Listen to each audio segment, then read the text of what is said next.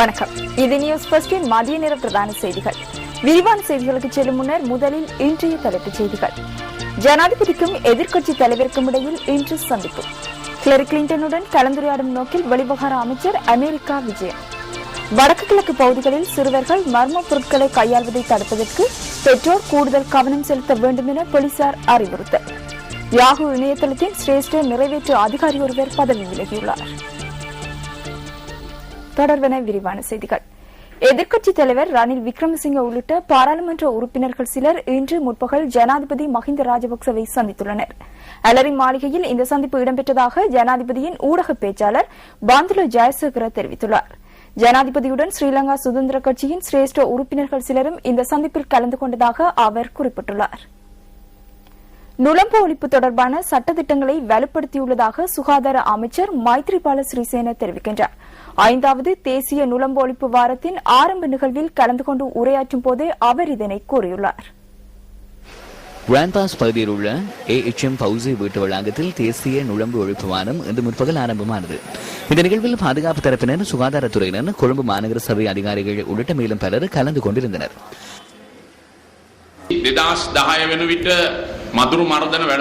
2010 ஆண்டு நுளம்பு ஒழிப்பு திட்டத்தில் காணப்பட்ட பிரதான சட்டங்களை நாங்கள் மேலும் வலுப்படுத்தியுள்ளோம். நுளம்பு பரவும் இடங்கள் தொடர்பில் பின்பற்றப்பட்ட சட்டங்களை நாம் மேலும் கடுமையாக்கியுள்ளோம்.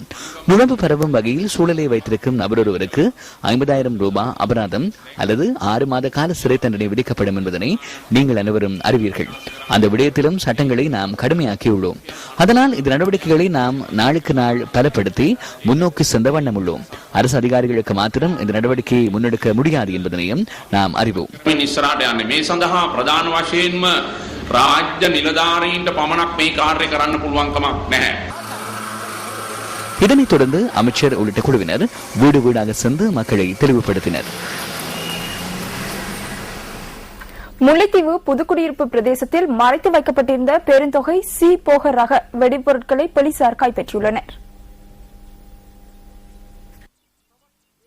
புதுக்குடியிருப்பில் உள்ள காட்டுப்பகுதியொன்றில் தமிழீழ விடுதலை புலிகள் அமைப்பினர் யுத்த சூழலின் போது அமைத்திருந்த பதுங்குகுழி ஒன்றுக்கு அருகே இந்த வெடிபொருள் மறைத்து வைக்கப்பட்டிருந்ததாக போலீஸ் ஊடக பிரிவு அறிவித்துள்ளது.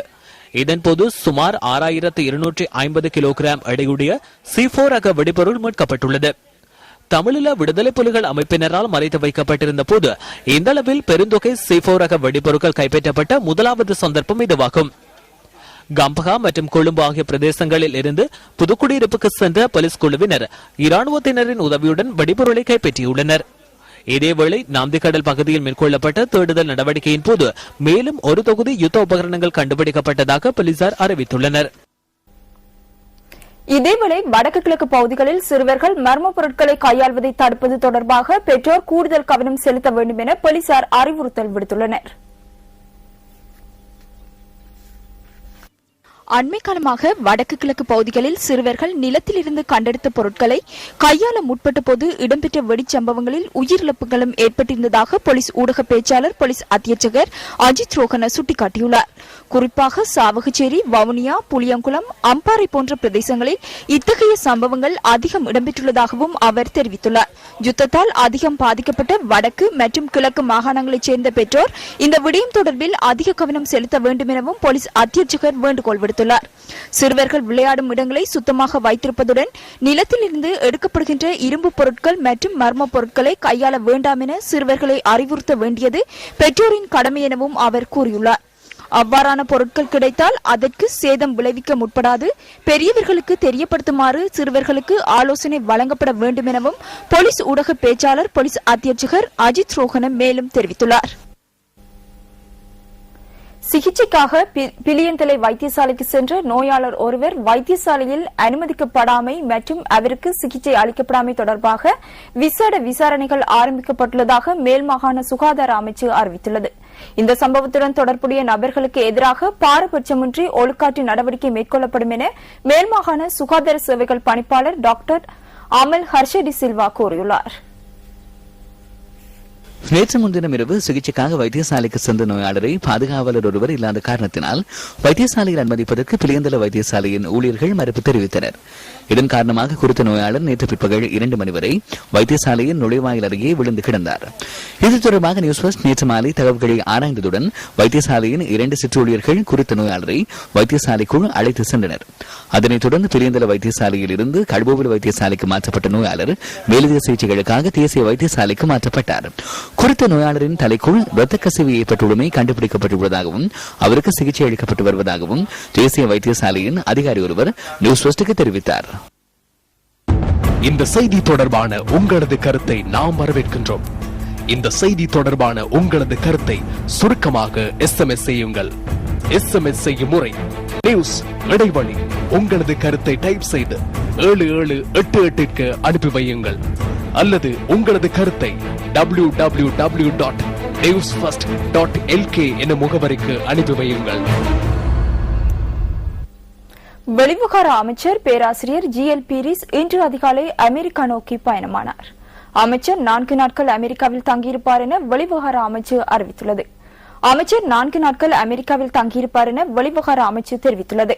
அமெரிக்க ராஜாங்க திணைக்களத்தின் அழைப்பை ஏற்று வெளிவிவகார அமைச்சர் இந்த விஜயத்தை மேற்கொள்ளவுள்ளதாக அமைச்சு தெரிவித்துள்ளது. இதன்போது அமைச்சர் GL பீரிஸ் அமெரிக்க ராஜாங்க செயலாளர் ஹிலரி கிளின்டனுடனும் பேச்சுவார்த்தை நடத்தவுள்ளார். இதனைத் தவிர அமெரிக்க காங்கிரஸ் மற்றும் செனட் சபை ஆகியவற்றின் பிரதிநிதிகளையும் வெளிவிவகார அமைச்சர் சந்திக்கவுள்ளார். அமைச்சர் பேராசிரியர் GL பீரிசுடன் வெளிவிவகார அமைச்சின் கண்காணிப்பு பாராளுமன்ற உறுப்பினர் சயின்வாஸ் குணவர்த்தன மற்றும் சுற்றாடல் அமைச்சர் அனுர பிரியதர்சன ஜாப்பா ஆகியோரும் இன்று அமெரிக்காவுக்கு விஜயம் மேற்கொண்டனர். මානව හිමිකම් පිළිබඳ ක්‍රියාකාරී සැලැස්මක් ගැන සාකච්ඡා කරන්න மனித உரிமை குறித்த செயற்திட்டங்கள் தொடர்பில் கலந்துரையாடுவதற்கு வெளிவிவகார அமைச்சர் உள்ளிட்ட ராஜதந்திரிகள் அமெரிக்காவுக்கு சென்றுள்ளனர். எனினும் இவ்வாறான நடவடிக்கைகளின் நோக்கம் என்ன என்பது தொடர்பில் நாட்டில் உள்ள எவருக்கும் தெரியாது. குறைந்தபட்சம் அரசாங்கத்தினால் இதன்போது கலந்துரையாடப்பட உள்ள விடயங்கள் தொடர்பில் பாராளுமன்றத்தினையும் தெளிவுபடுத்த முடியாமல் போயுள்ளது.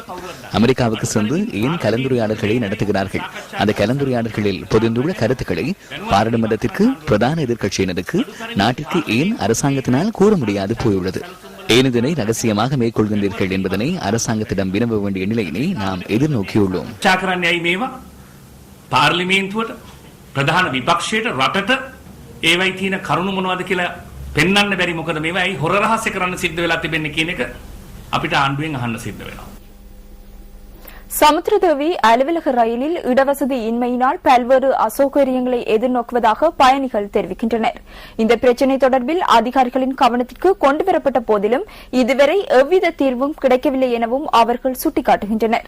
இந்த நிலையில் அதிகாலை 5 மணிக்கு காலியில் இருந்து பயணத்தை ஆரம்பிக்கும் சமுத்திரதேவி ரயில் அலுவலக கொழும்பில் வந்தடைவது தாமதம் ஏற்படுவதாக பயணிகள் கூறுகின்றனர். சமுத்திரதேவி அலுவலக ரயிலில் நாளாந்தம் பயணிக்கும் பயணிகள் தாம் எதிர்நோக்கும் பிரச்சனைகள் குறித்து நியூஸ் ஃபர்ஸ்டுக்கு கருத்து தெரிவித்தனர்.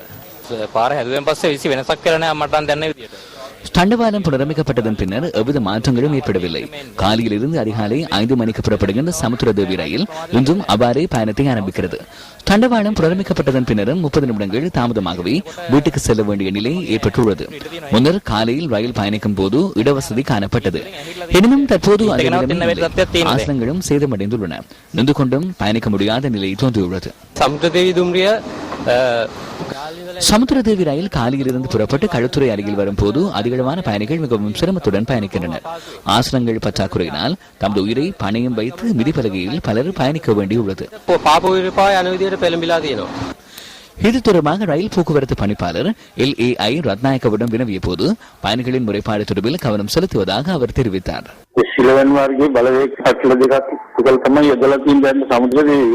ரயிலில் நின்று கொண்டு செல்வது கடினமான விடயமாகும். அதனை நாம் ஏற்றுக்கொள்கிறேன். இதில் மாற்றங்கள் மேற்கொள்ளப்பட வேண்டுமானால் எதிர்காலத்தில் அதனை மேற்கொள்ள தயாராக உள்ளோம்.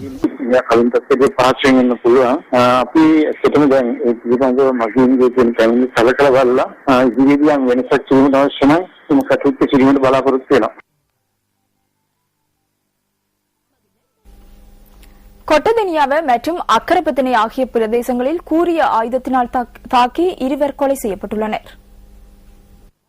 இதன்படி கொட்டதெனியாவ போலீஸ் பிரிவின் அக்கரகம பகுதியில் 29 வயதான ஒருவர் கத்திக்குத்துக்கு இலக்காகி உயிரிழந்துள்ளார். இந்த கொலை சம்பவம் நேற்றிரவு 9:30 அளவில் இடம்பெற்றுள்ளதுடன் சம்பவத்துடன் தொடர்புடைய சந்தேக நபர்கள் இதுவரையில் அடையாளம் காணப்படவில்லை. இதேவேளை அக்கரப்பத்தினை போலீஸ் பிரிவில் உள்ள லிந்துலை ஹென்ஃபோல்ட் தோட்டத்தில் கத்தியால் குத்தி ஒருவர் கொலை செய்யப்பட்டுள்ளார். குறித்த பிரதேசத்தைச் சேர்ந்த 37 வயதான ஒருவரே கொலை செய்யப்பட்டுள்ளதுடன் சடலம் அக்கரப்பத்தினை வைத்தியசாலையின் பிரேத அறையில் வைக்கப்பட்டுள்ளது. இந்த சம்பவம் தொடர்பாக கைது செய்யப்பட்ட சந்தேக நபர் ஒருவர் இன்று நுவரெலியா நீதிவான் நீதிமன்றத்தில் ஆஜர்படுத்தப்படவுள்ளார். அக்கரப்பத்தினை போலீசார் மேலதிக விசாரணைகளை மேற்கொண்டு வருகின்றனர்.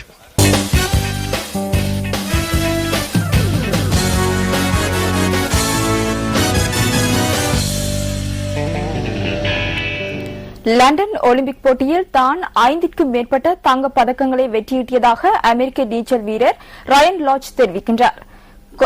கெரோலினாவில் நடைபெற்ற கான்ஃப்ரி நீச்சல் போட்டியின் 200 மீட்டர் கலப்பு பிரிவில் தங்கப் பதக்கத்தை வென்றதன் பின்னர் அவர் கருத்து வெளியிட்ட போதே இதனை தெரிவித்துள்ளார்.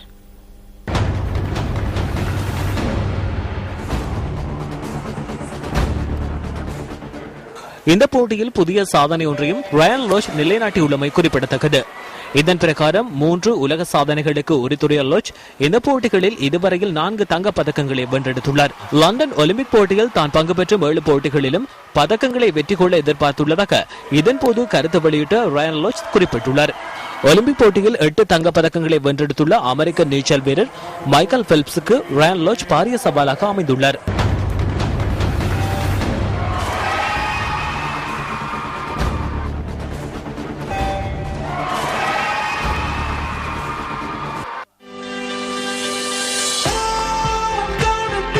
வீரர்கள் அனைவருக்கும் ஒலிம்பிக் எனும் கனவு உள்ளது. உலகின் பல்வேறு பகுதிகளிலும் உள்ள வீரர்களை போன்று MTV MBC ஊடக வலையமைப்பு காணும் கனவும் மகத்தானது. அதுவே வெற்றியாளர்களின் கனவு.